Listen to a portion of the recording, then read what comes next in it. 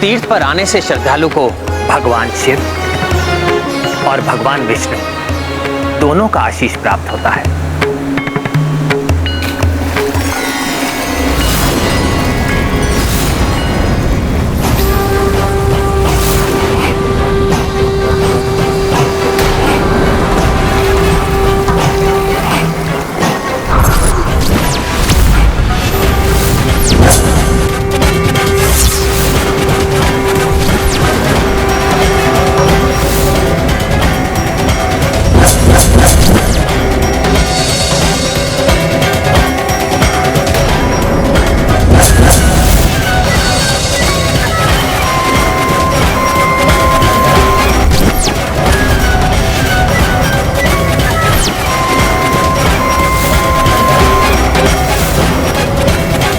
ये भगवान विष्णु और भगवान शिव की छवि वाले कौन हैं?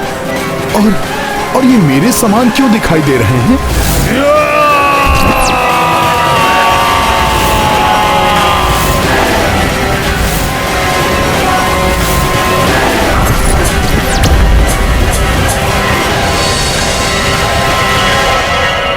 प्रभु, विचित्र सा आभास क्यों हो रहा है मुझे? श्री हरि, भोले बाबा एवं मेरा स्वयं का मिला जुला रूप क्यों दिखाई दे रहा है मुझे? मुझे किसी माया ने भ्रमित कर दिया है या फिर मेरे मन की कल्पना है ये? हनुमान, ना ही ये कोई माया है और ना ही तुम्हारे मन की कल्पना। मैं तुम्हें इनके अद्भुत रूप की संपूर्ण कथा सुनाऊंगा, जिससे तुम्हें स्वयं ही बोध हो जाएगा कि तुम्हें ऐसा आभास क्यों हो रहा है। मेरे भोले भक्त हनुमान को समझाने के लिए उसे बताना ही पड़ेगा कि कालांतर में उनके वृषकपि अवतार में आने का उद्देश्य समाप्त होने के पश्चात भूलोक से उनका भी निर्माण हुआ था। ये अनेक युगों पूर्व की बात है हनुमान।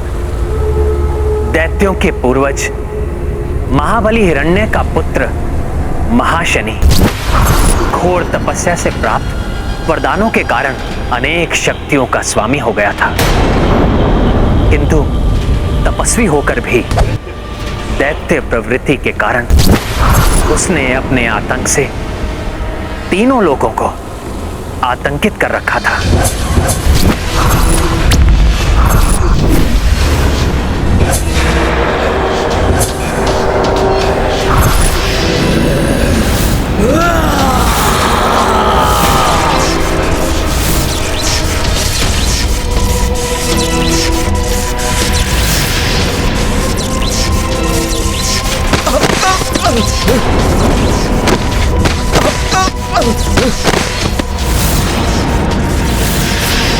मेरी सेना का अंत कर दिया दैत्यराज महाशनि।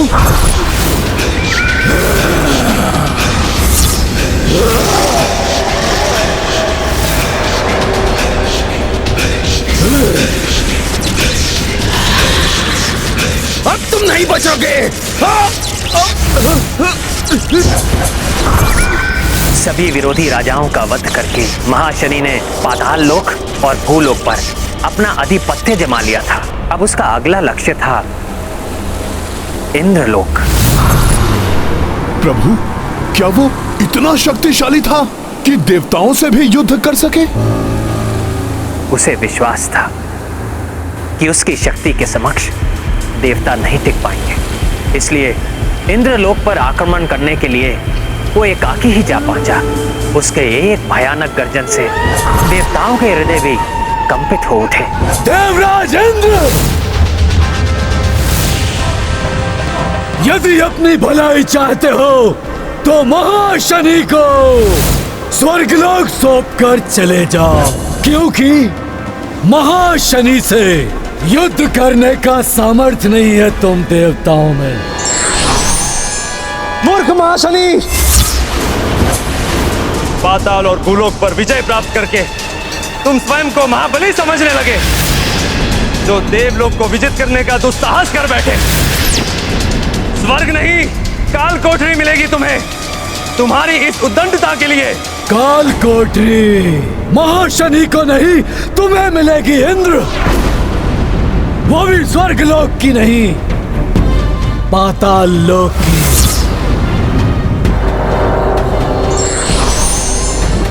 अच्छा है जो तुम सब भी आ गए देवों।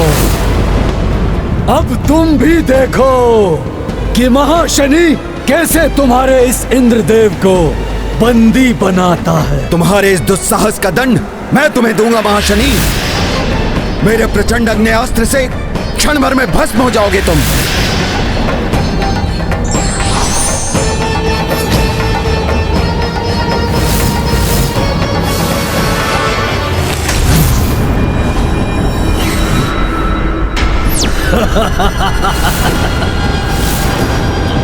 अग्निदेव, तुम्हारा अग्नेयास्त्र मेरा कोई अहित नहीं कर सकता।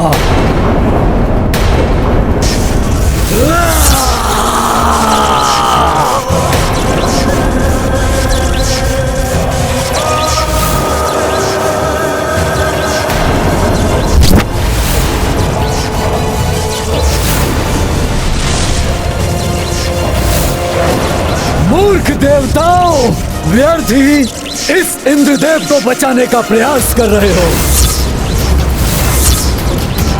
इन्हें तो मैं बंदी बनाऊंगा ही, किंतु अब तुम सबको भी मैं बंदी बनाऊंगा।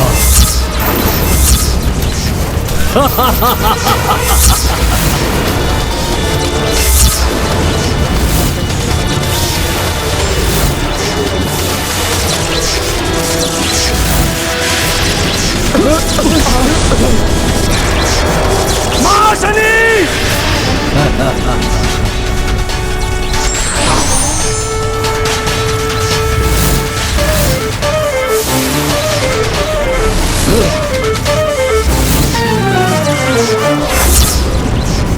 तुम्हारा वज्र भी विफल हो गया इंद्रदेव।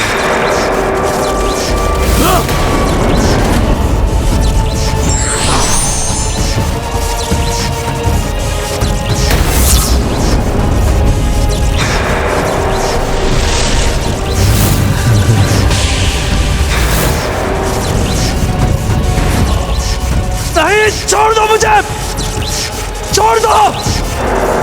देवताओं के अस्त्रों को विफल करके महाशनि इंद्रदेव को बंदी बनाकर पाताल लोक ले गया और उन्हें काल कोठरी में ढकेल दिया।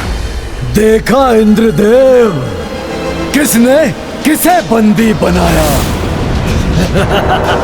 महाशनि ने तुम्हें इस काल कोठरी में बंदी बना दिया है। अर्थात स्वर्ग लोक पर भी महाशनि ने अपना आधिपत्य बना लिया था। हाँ हनुमान, वरदानी शक्तियों के कारण उसने सहजता से देवताओं को विवश करके इंद्रदेव को बंदी बना लिया था। तो क्या देवताओं ने उसके पश्चात इंद्रदेव को मुक्त कराने का कोई भी प्रयास नहीं किया? क्या करते देवता, विवश हो गए थे। अधीनता स्वीकार करनी पड़ी उन्हें उस दैत्य की। यही नहीं, वरुण देव को संधि बनाए रखने के लिए उसने महाशनि से अपनी पुत्री का विवाह करना पड़ा। वरुण देव के बारंबार आग्रह करने पर अंततः महाशनि इंद्रदेव को मुक्त करने के लिए तत्पर हुआ।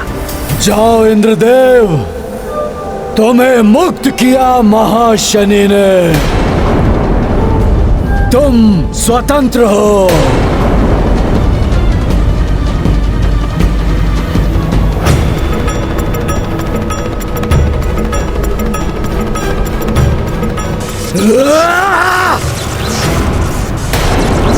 सुनो देवराज इंद्र, तुम्हें मुक्त किया है मैंने, स्वर्ग को नहीं। स्वर्ग, सारे देवता और तुम भी सब मेरे अधीन हैं। और हाँ, कोई भी छल या कपट करने से पूर्व स्मरण रखना कि ये मेरी प्रचंड जटाएं केवल केश नहीं है, ये यमपाश है जो तुम्हारी ग्रीवा के लिए मृत्यु फांस है। तो अन्य देवताओं के लिए तीक्ष्ण खड़ग।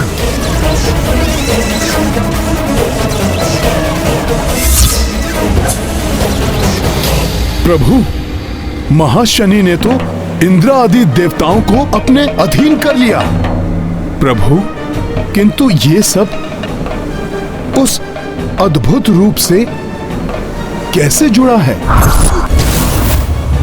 जिसका आभास मुझे हुआ था? मैं वही बताने वाला हूं हनुमान। जब इंद्रदेव की पत्नी देवी सची ने परास्त हुए इंद्रदेव की दशा देखी तो उनसे रहा नहीं गया। वो ब्रह्मा जी से इसका उपाय पूछने के लिए ब्रह्मलोक जा पहुंची। तब उन्हें ब्रह्मा जी से ज्ञात हुआ कि महाशनि को वरदान प्राप्त है कि उसका वध ऐसी महाशक्ति के हाथों ही हो सकता है जो एक साथ महादेव शिव एवं श्री हरि विष्णु देव की शक्ति से उत्पन्न हुआ हो। इसीलिए देवताओं के शक्ति प्रहार का उस पर कोई भी प्रभाव नहीं पड़ रहा था।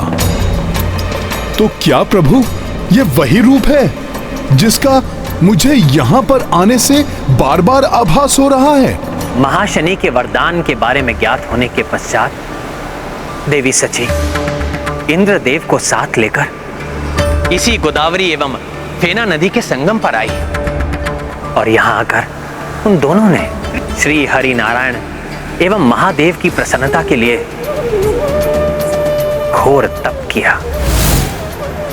वर्षों के कठोर तप के पश्चात महादेव एवं श्री हरि ने उन्हें वरदान देने का निश्चय किया।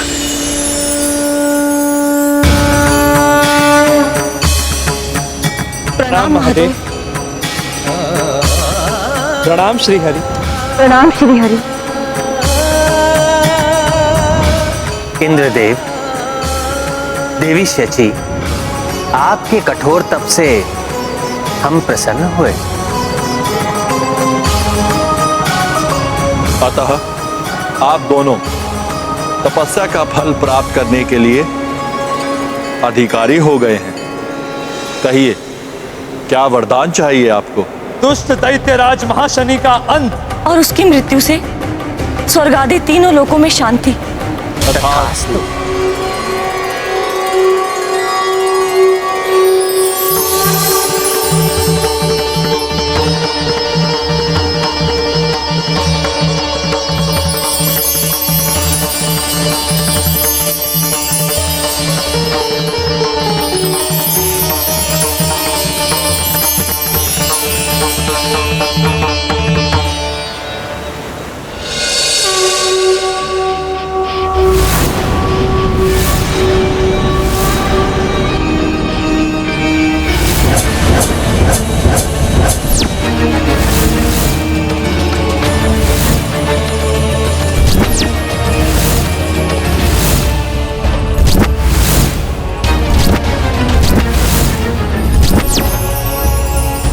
आश्चर्यचकित ना हो देवी शची, ये मुझ विष्णुदेव एवं महादेव के सम्मिलित तेज से उत्पन्न हुई महाशक्ति है। इसे जगत वृषकपि के नाम से जानेगा। तीनों लोकों में अपने आतंक से हाहाकार मचाने वाले महाशनि दैत्य का वध करेगा वृषकपि।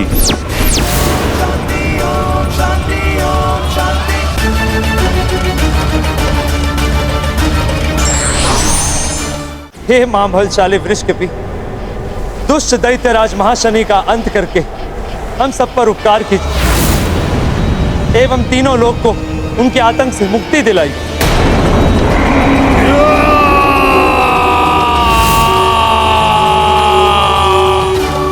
इसका अर्थ है जिस दिव्य रूप का मुझे बार बार आभास हो रहा था वो श्री हरि एवं भोले बाबा की सम्मिलित शक्ति से उत्पन्न महाबली वृषकपि का ही रूप है जो इसी संगम पर अवतरित हुए थे। हाँ हनुमान, इसीलिए इस स्थान का नाम वृषकपि तीर्थ पड़ा।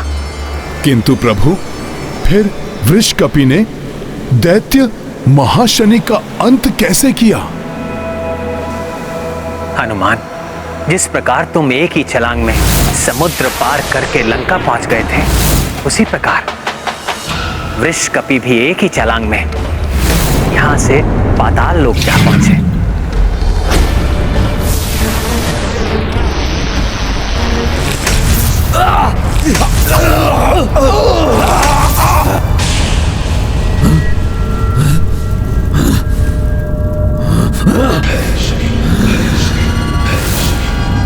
पाताल लोक में ये भूकंपन, ये धरती का फटना, किसने किया होगा ये दुस्साहस? महाशनि!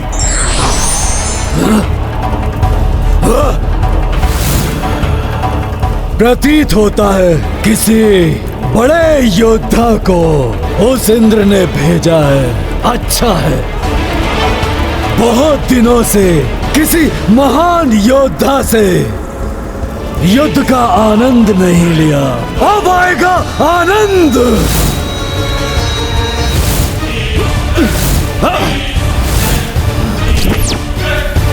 तुम जो भी हो, तुम्हारी मृत्यु तुम्हें यहां खींच लाई है।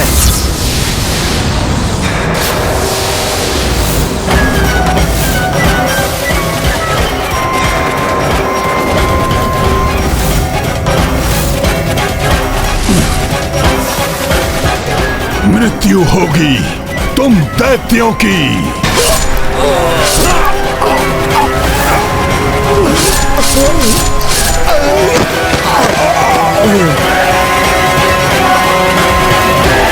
महाशनि नहीं है इनमें।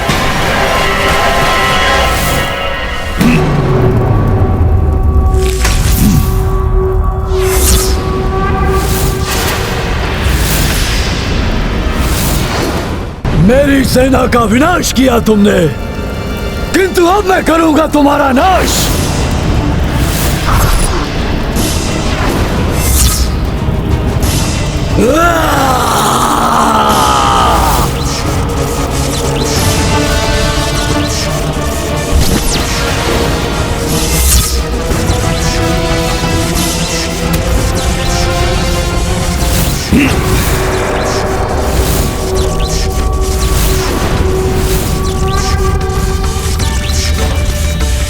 महाशनि, नाश तो होगा तुम्हारा, सर्वनाश होगा।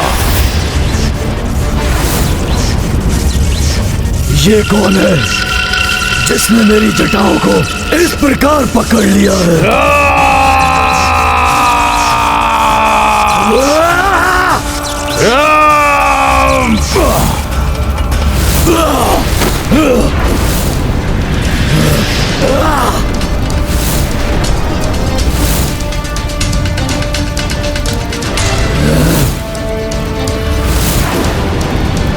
नहीं, नहीं, ऐसा नहीं हो सकता।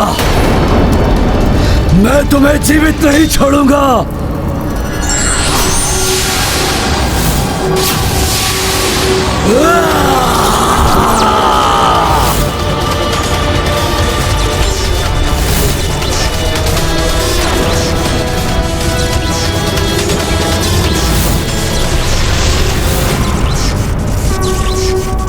मेरा प्रहार विफल कैसे हो गया?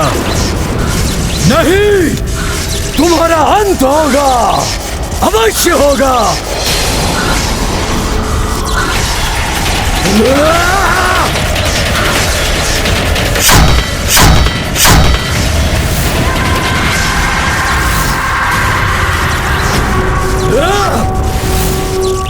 मेरी इन प्रचंड जटाओं को छोड़ दो। आज से पूर्व तो कोई ऐसा नहीं कर पाया।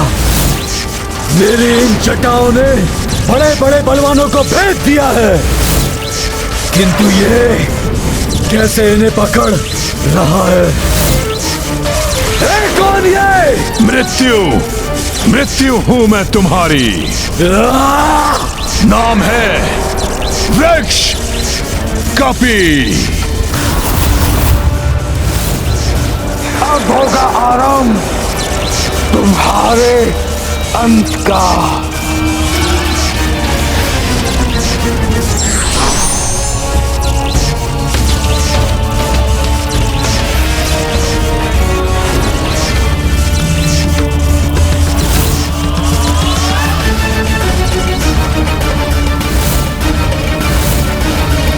नहीं,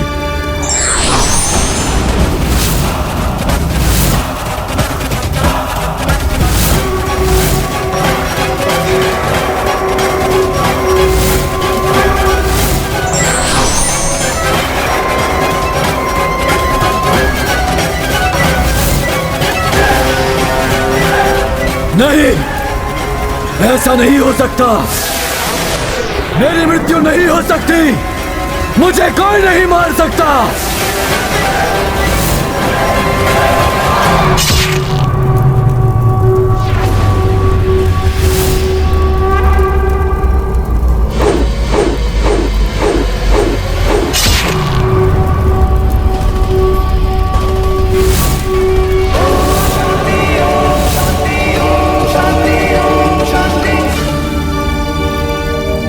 ये है रामायण,